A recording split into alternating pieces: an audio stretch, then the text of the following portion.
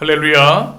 지극히 높으신 존귀하신 주님을 찬양합니다. 우리 함께 기도함으로 9월 6일 화요일 아침 예배로 하나님께 영광 올려드리겠습니다. 참 좋으신 사랑의 하나님, 오늘도 은혜와 사랑으로 우리와 함께 하시고 말씀과 성령으로 동행하시니 감사합니다. 오늘 우리에게 주신 이 아름답고 복된 날, 주님의 뜻 가운데 살아가게 하시고 주님과 더 친밀히 교제하며 주님의 말씀에 순종하는 기쁨과 능력이 임하게 하여 주옵소서. 주님 성령으로 감동하시고 임재하여 주옵소서. 예수 그리스도의 이름으로 기도합니다. 아멘. 오늘의 시편 찬양 시편 23편 1절과 2절입니다. 함께 우리의 목소리로 주님을 찬양합니다.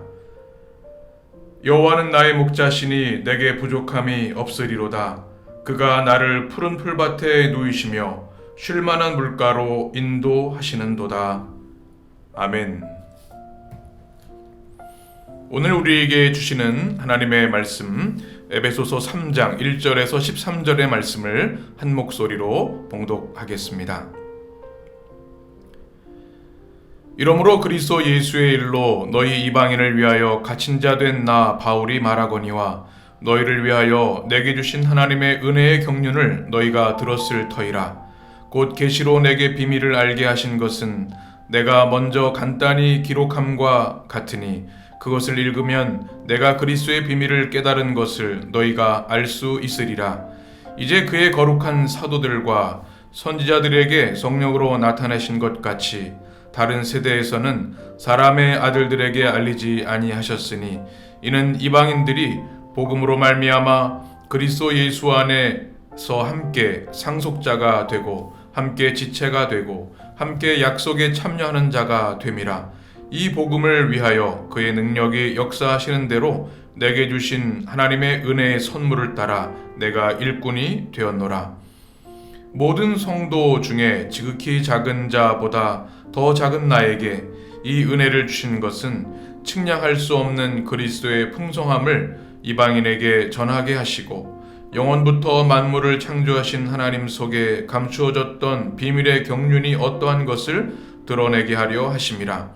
이는 이제 교회로 말미암아 하늘에 있는 통치자들과 권세들에게 하나님의 각종 지혜를 알게 하려 하심이니 곧 영원부터 우리 주 그리스도 예수 안에서 예정하신 뜻대로 하신 것이라. 우리가 그 안에서 그를 믿음으로 말미암아 담대함과 확신을 가지고 하나님께 나아감을 얻느니라. 그러므로 너희에게 구하노니 너희를 위한 나의 여러 환난에 대하여 낙심하지 말라. 이는 너희의 영광이니라.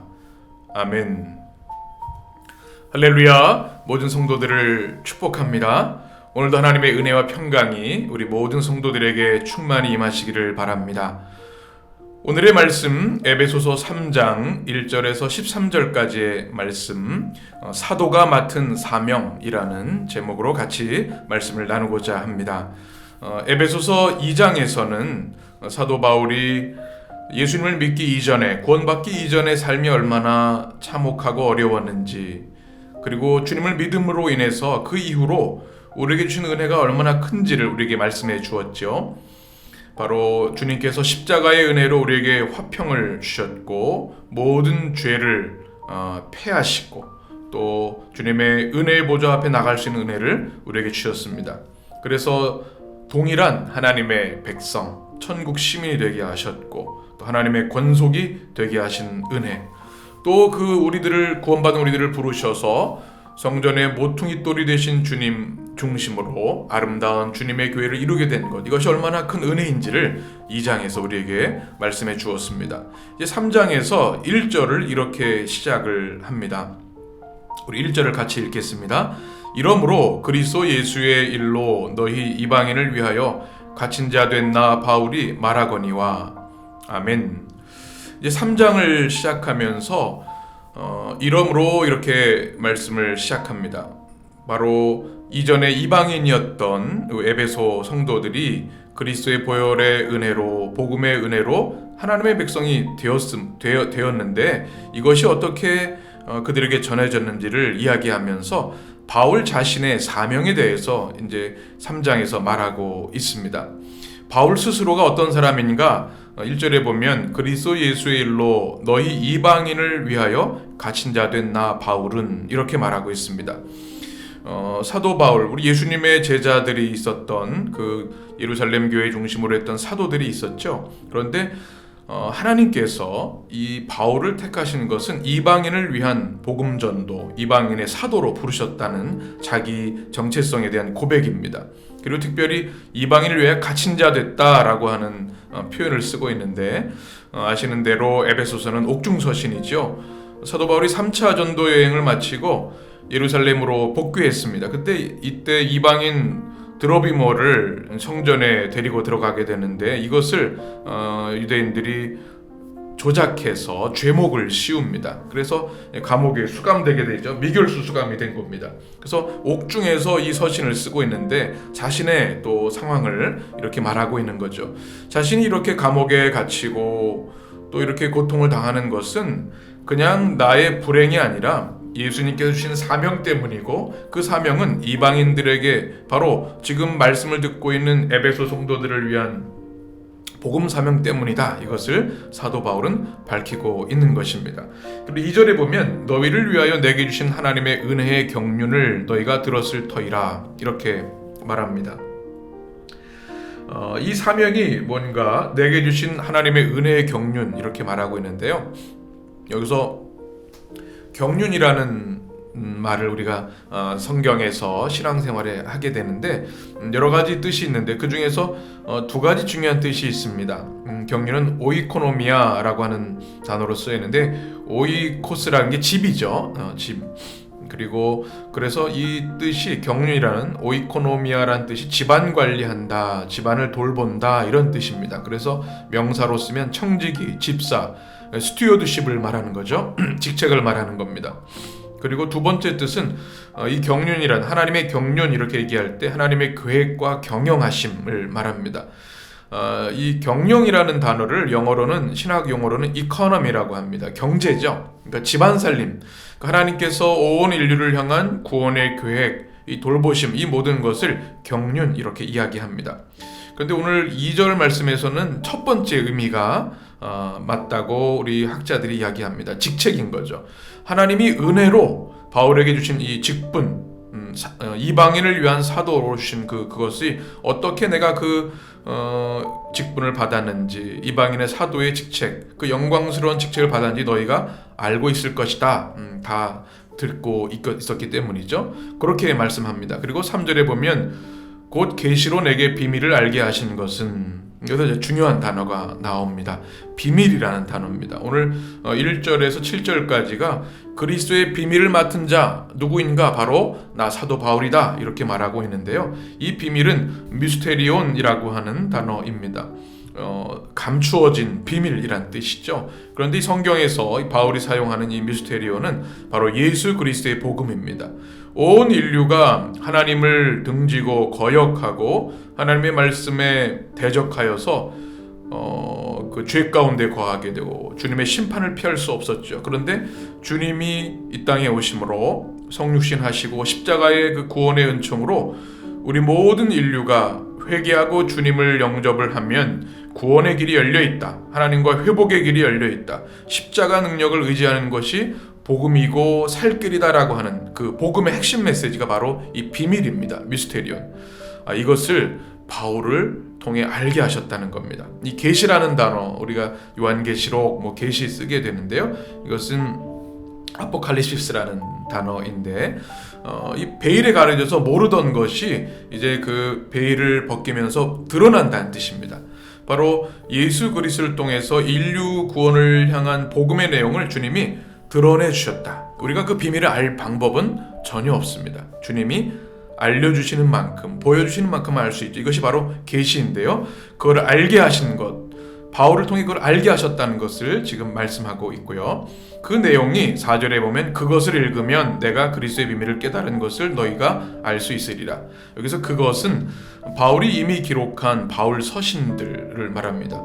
초대교회는 이 바울 서신을 이렇게 회람 서신이라 그래서 교회들이 그것을 같이 읽었습니다. 특별히 이 읽으면이라는 단어, 그것은 초대교회 정황을 볼 때 공동 예배에 모였을 때 누군가 낭독했다는 것을 우리가 추측해 볼 수가 있습니다.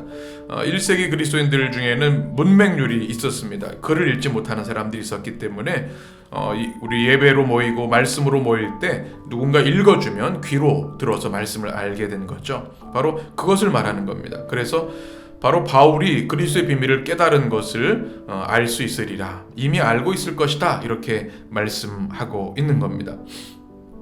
그러면서 그것이 이제 5절부터 쭉 말씀 보게 되면 거룩한 사도들과 선지자들에게 성령으로 나타내신 것 같이 다른 세대에는 사람의 아들들에게 알리지 않았다. 모든 사람들이 알 수가 없었다. 그런데 이 복음이 이제 여러분에게 전해진 것은 바로 이방인의 사도인 나를 통해서 주님이 주신 복음이다. 6절 말씀에 핵심 키워드가 있습니다. 이는 이방인들이 복음으로 말미암아 그리스도 예수 안에서 함께 상속자가 되고 함께 지체가 되고 함께 약속에 참여하는 자가 됨이라. 아멘. 중요한 말씀이죠. 우리 구약 성경만 보면, 유대 전통만 보면 이스라엘 백성, 선택받은 백성들만 복음을 받을 것 같지만 그것이 아니죠. 우리 주님께서는 하나님의 그 경륜과 또 하나님의 예비하심, 이 비밀의 복음의 역사를 통해서 많은 이방인들도 주님께 나아올 수 있음을 말씀해 주셨고, 그 역할을 한 것이 바로 나 사도 바울입니다 라고 하는 말씀이죠. 우리가 어제 2장에 나눈 것처럼 예전에는 외인이었고 나그네였고 율법과 약속 밖에 있던 사람이지만 주님의 십자가 복음으로 안으로 들어오게 되고 하나님께 나갈 수 있는 은혜를 얻었죠. 바로 그 이방인들을 향한 복음, 그것이 바로 내가 전하는 사명이다. 내가 그 일을 통해 여러분이 주님을 알게 되었고 구원받은 백성, 주님의 교회가 될 수 있었다. 그리고 그들은 누구인가? 지금 말씀을 듣고는 에베소 성도들은 어떤 사람인가? 예수 안에서 함께 상속자가 됐다. 하나님이 주신 모든 것을 물려받는 큰 영광의 축복이죠. 또 함께 지체가 됐다. 예전에는 밖에 있는 존재였지만 이제는 하나님의 백성, 새 이스라엘, 바로 주님의 구원의 공동체 교회의 지체가 되었다. 그리고 함께 약속에 참여하는 자, 앞으로 우리에게 주시는 구원과 영생, 천국의 어떤 확신, 이것이 참여하는 자가 됐다는 것을 말하고 있습니다. 그러니 얼마나 크고 영광스러운 비밀입니까?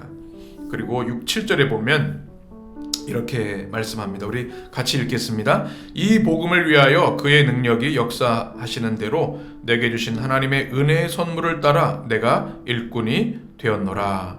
아멘. 지금 바울이 감옥에 있습니다. 고난받고 있죠. 안타까워하죠. 에베소 성도들이 염려합니다. 그런데 뭐라고 얘기하냐면 이 복음 때문에 내가 이 어려움도 당하고 있지만 이것은 영광스러운 것이다. 내게 주신 하나님의 은혜의 선물이다. 무엇이요? 하나님 주신 이 복음 전도의 직분, 직책, 바로 이방인을 위한 복음의 사명. 이 사명 때문에 내가 지금 감옥에도 갇히고 고난을 당하지만 이것은 나에게 큰 영광이다. 그러니 걱정할 필요가 없습니다. 여러분은 에베소 교회 성도들로 교회로 모여있는 이 모든 것이 하나님의 놀라운 은혜와 복음인 것을 기억하고 내가 그리스도의 비밀 맡은 자로서 여러분에게 전해준 그 복음을 든든히 붙잡아야 합니다. 이렇게 말씀하고 있는 것이죠. 매일 성경 36쪽에 보면 2절과 7절, 12절까지의 말씀 중에 요약한 핵심 내용이 있는데 제가 읽어드리겠습니다. 그리스도의 비밀은 그리스도를 통해 성취된 비밀로 이방인까지 구원의 대열에 참여하여 유대인 성도와 함께 지체가 되고 성전이 되고 하나님 나라의 상속자가 될 창세전부터 예정하신 하나님의 계획입니다. 그 계획은 감춰져 있다가 사도들에게 전해졌고 이 기쁜 소식을 전하는 일에 바울이 부르심을 받았습니다. 구원의 은총은 선민이라 자처하는 이들의 전유물이 아닙니다. 유대인의 경계를 넘어서 민족과 인종에 상관없이 믿음으로 반응하는 이들 누구에게나 열려 있습니다. 아멘. 바로 그리스도의 이 구원의 소식, 기쁜 소식이 이제 그리스도의 비밀인데 바울을 통해 이 땅에 증거되어져서 많은 이방인들이 하나님의 백성이 되는 놀라운 축복을 누릴 수 있게 되었고, 바로 오늘 우리 이 시대에도 그 복음을 인하여 구원받은 주님의 백성, 영광스러운 주님의 교회의 지체가 된 것이죠. 이것으로 인하여 오늘 하루 우리가 또 깊이 묵상하고 주님께 감사하는 하루가 되었으면 좋겠습니다. 바로 이렇게 얘기하면서 바울은 8절부터 오늘 13절 마지막 절까지 나는 바로 이 놀라운 비밀을 전하는 자고 그 그리스도의 풍성한 은혜를 전하는 자다, 이렇게 말씀하고 있습니다. 8절을 보면 모든 성도 중에 지극히 작은 자보다 더 작은 나에게 이 은혜를 주신 것은, 아주 자신을 극적으로 낮추고 있죠. 겸손의 표현입니다. 아주 보잘것없는 바울이 나는 죄인 중에 괴수다, 바로 그리스도의 복음을 전하는 이들을 핍박하고 성도들 핍박했던 자신의 과거가 있지요. 그러니 한없이 작은 존재다. 그런데 이 은혜를 내게 주신 것은 뭔가 하면 측량할 수 없는 그리스도의 풍성함을 이방인에게 전하게 하시고 라고 말씀하고 있습니다. 그에게 주신 특별한 사명, 이방인들, 유대인들이 아닌 이방인들에게 이 복음이 여러분에게 구원의 소식으로 주어져 있습니다. 전하는 것이 사명이라고 말씀하고 있죠. 그리고 측량할 수 없는 그리스도의 풍성함을 전하는 것이다. 자신의 한없이 작음, 그러나 주님은 넘치는 은혜, 차고 넘치는 풍성함, 플루토스의 은혜가 바로 여러분에게 전해질 수 있도록 나를 이방인의 사도로 삼으셨습니다. 말씀하고 있습니다. 그리고 9절에 보게 되면 영원부터 만물을 창조하신 하나님 속에 감추어졌던 비밀의 경륜이 어떠한 것을 드러내게 하려 하심이라. 나를 사도로 삼으신 것은 그냥 그 시대 한 시대가 아니라 영원전부터 계획하신 인류 구원을 향한 하나님의 경륜, 이것을 비밀의 경륜이라고 말씀을 했죠. 앞서 말씀드린 것처럼 이 경륜은 오이코노미아인데 지금 이 구절에서는 두 번째 의미가 맞습니다. 바로 하나님의 계획과 경영입니다.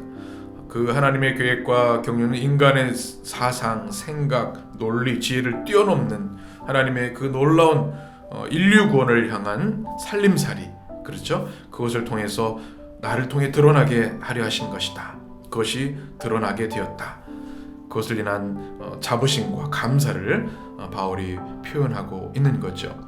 그래서 10절 보게 되면 하나님의 각종 지혜를 알게 하시려 하셨고, 11절부터 보면 또 예정하신 하나님의 뜻대로 그리스도 안에서 주님을 믿도록 하나님께서 그 모든 역사를 이루어 가신다. 하나님의 경영하심, 하나님의 경륜이 임하였기에 내가 주님을 만날 수 있었고, 그 그리스도의 비밀을 여러분에게 전해서 여러분이 주님의 백성이 되어 에베소 교회를 이룰 수 있었다는 그런 고백을 말씀하고 있습니다.